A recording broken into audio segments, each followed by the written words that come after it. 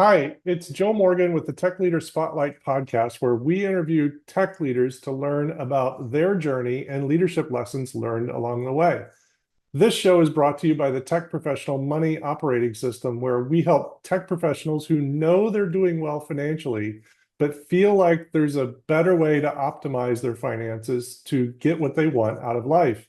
We help you invest cash wisely, make the most of stock awards, minimize your tax bill, and create clarity and confidence so you can spend less time worrying and more time living the life you want. If you'd like more information, look me up on LinkedIn. That's Joe Morgan at Best Financial Life. Today, I'm very pleased to have on the podcast Gitanjali Palwe. Am I saying that right? Yes, that's right. Great. So Gitanjali Palwe, who is a senior software engineer at Apple and is an experienced leader who specializes in search technologies. Welcome to the podcast, Gitanjali. Thank you, Joe. Good morning, everyone. It's great to be here. Great. So you specialize in search technology. So what does that mean to you? Yeah, definitely. So search in tech, we have technologies like Apache Solar, OpenSearch. They're open source technologies. They basically power your backend. Like, let's say you go on any e-commerce website or and you want to search for something, or let's say you go in your phone and you want to, in your email, you're searching for something. So the technology that powers it is called a search technology. We basically maintain all your data in the backend. And let's say you go to a website like I want to buy something, like I want to buy a carton of milk today. Like, so the backend technology is going to give you all the results on top of that and show you what all different substitutes, or like what all different products are available for that category. So it's basically search. It has a lot of options, or I would say a lot of use cases in the tech. Like, search is basically used in every company, like let's say bank, let's say e-commerce, your phone, everywhere in tech you need search. So that's how these technologies are powering. Uh, yeah. Great. Terrific. What I noticed not being in tech is how much that has improved over the years. It makes it so much easier for the users, all of that search technology, how it's improved over the years. So as a user, I really appreciate that. Yeah, it's basically it wants you to get what you want. Like, you go to any place or any website, it wants you to find the exact search. Like, and it has improved over a period of years. Like, it's like the search is getting complicated. Like, we're dealing with like petabytes of data, like huge amounts of data. And to actually go and, like, I mean, let's say like Google is like the biggest search engine, and you want to search for something, so they have their own search algorithms in the backend.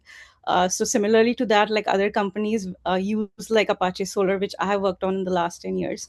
So yeah, tech is great. I would say like tech is highly scalable, and to provide search at that scalable level is what is the thing that goes behind it, or what the algorithm that goes behind it.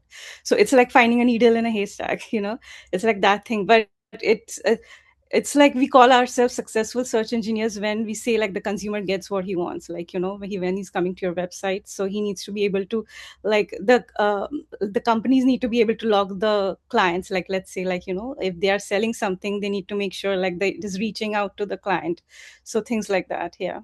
Yeah, it's terrific. The work that you guys do in tech is fantastic. So let's go to our first typical question. So what does leadership in the tech space mean to you? Okay, leadership. Yeah, it's a big umbrella term, I would say.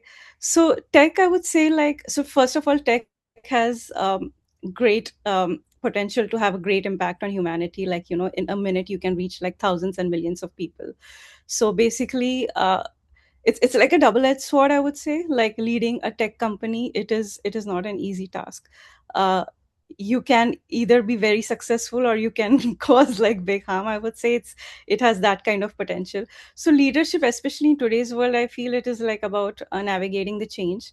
Like, tech is changing on a daily basis, especially with the AI introduction, like in the last couple of years. Like, you see new technologies, and like things are going at a very fast pace, and to catch up with that, the leader needs to, like, first of all, they need to have like a long term vision, definitely, like where what is the intent of the company, what is the vision, what are we driving this thing with. The next thing is, I would say, like, building building a capable team under your leadership. So I would say mentorship comes next. Like, I feel mentorship is very important, especially in today's world. Like, the old, like, let's say the experienced people have a lot of experience and they need to pass it on to the next generation.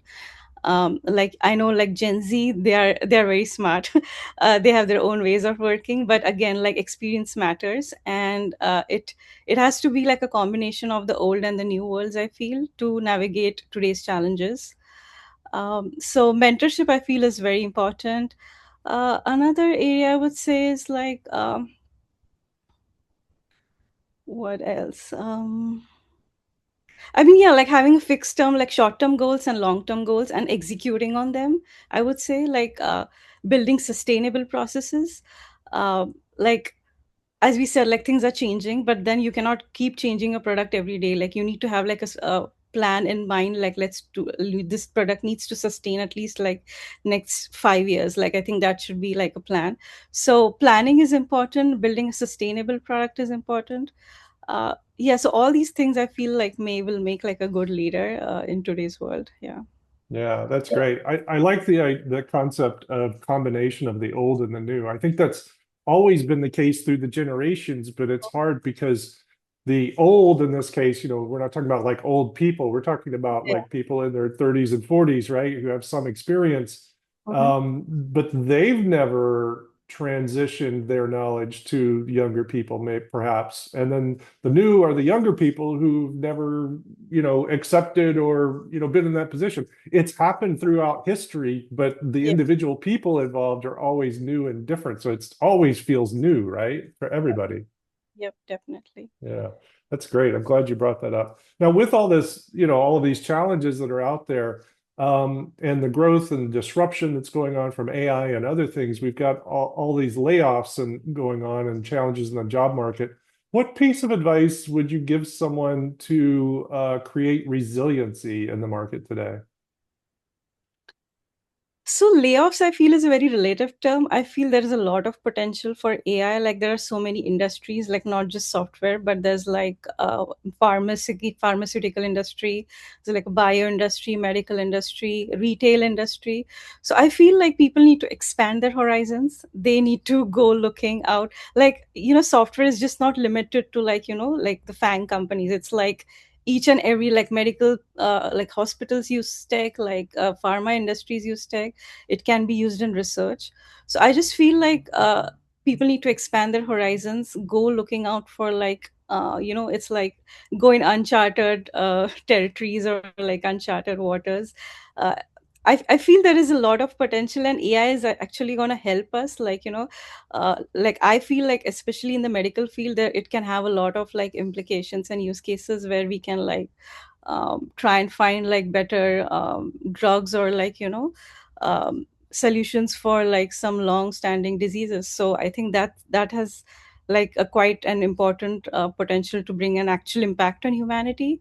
So even legal, I feel like, legal, banks, I feel the potential is infinite. You just need to tap it.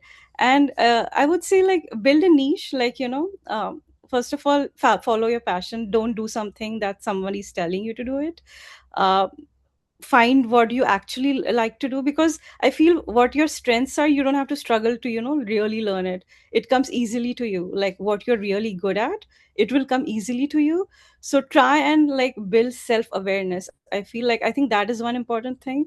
Like, self awareness is very important, like what you like to do and what you can excel at. Because I've seen people struggling, like, like, let's say people are saying, oh, become a software engineer, it's a good career to have, but then if you don't really have that skill, you might really struggle like for a few years, and then you might still not get it. And I have seen that happening with many people. So I feel it will come easily to you. Like, what you're good at, it should come easily to you, and then you need to follow your, like, it's like following your gut feelings. Like, you need to focus on that, build on that, like, build your niche, and then go on, like, Jobs, like I'm sure, like like if you have the skill set, like I'm sure there is a job for you out there. Like I don't think the layoffs matter at all. Like yeah. Yeah, the layoffs, you said a lot of really good things there. I want to recap. And the last thing you said, the layoffs don't matter. That's true, but they do cause disruption, right? And so we've got to be in charge and control of ourselves and self-aware, as you said, Hmm. to do the things. The one thing you said that I don't think we've heard on the podcast yet before is, how much tech there are in other industries outside tech. Everybody's in the tech industry now, right? Yeah, So there's all kinds of tech jobs in different industries. So don't limit yourself just to the top, mm-hmm. tech companies. There's Yeah. tons of opportunity out there. Yep, definitely. I love that. Um, what's the most important financial decision that you've made in your tech career, whether it's about compensation or equity or personal spending or anything like that? So yeah, I mean, again, investments is a very broad term. Like investment can mean different things. Like financial is one part of it. Like yeah, definitely. Like if I'm on a job, then like yeah, I'm gonna do some kind of budgeting. But then I feel like the biggest investment I've done is on myself. Like I know like we talk about stocks and all and then savings and then all those things, but I feel like in my like last 10 years I feel the biggest investment I've done is on myself. And that can be in terms of like, so I'm like, I love to travel, I'm a very outdoorsy person, I love to travel, explore different countries. I've explored around 25 different countries. So Wow. so for me that is an investment. Like for some people they think like, why do you want to waste your money, like you put your money, you buy a house, you buy a car. Like that is the general like idea in the society, like you buy a house and a car, and that's how you become, you are being called a successful person. But I don't agree with that. Like I live on rent, like I live in a rental house and I'm fine with it. Like like sure, like house ownership is good, like I'm not saying it's not good, but it's about what is important at this point of time. Like because buying a house, especially in the United States, it's a big investment. Like you're spending millions of dollars. So my idea of thinking, or like my maths is like, today instead of buying a 1 million house, I'm going to invest that money in myself. Be it like fitness, going to the gym, getting an instructor, getting in shape. I think that is the need of the hour for me, like being in shape right now, so I'm going to invest in that. I'm going to travel is not cheap nowadays. I know, like we have flights, hotels and all those things. So in my opinion, that is an important investment for me, because I'm learning a lot of new things. And I feel like travel has been a big part of my journey, in terms of like learning new cultures, like exploring new places, getting introduced to new cuisines. I feel all that has added to what I am today. So I'm really grateful to all my travels, and I feel that has been an important investment for me. So that's what, like I think investment means different for everyone, but I think you need to focus on what's the need of the hour, like what do you really need and what is like your want. Like like a house at this point maybe is a good thing to have, but it's not like I'm not without a house. Like I can rent, but I can save that money and maybe I can invest that money in, let's say, stock trading is another, I would say, like a great way. Like if you have knowledge about the industry, the different companies, like I'm sure you can get a lot of out of that. So thank you so much for joining us for today, Gitanjali. I really appreciate you sharing your time and energy. Yeah, it was great talking to you.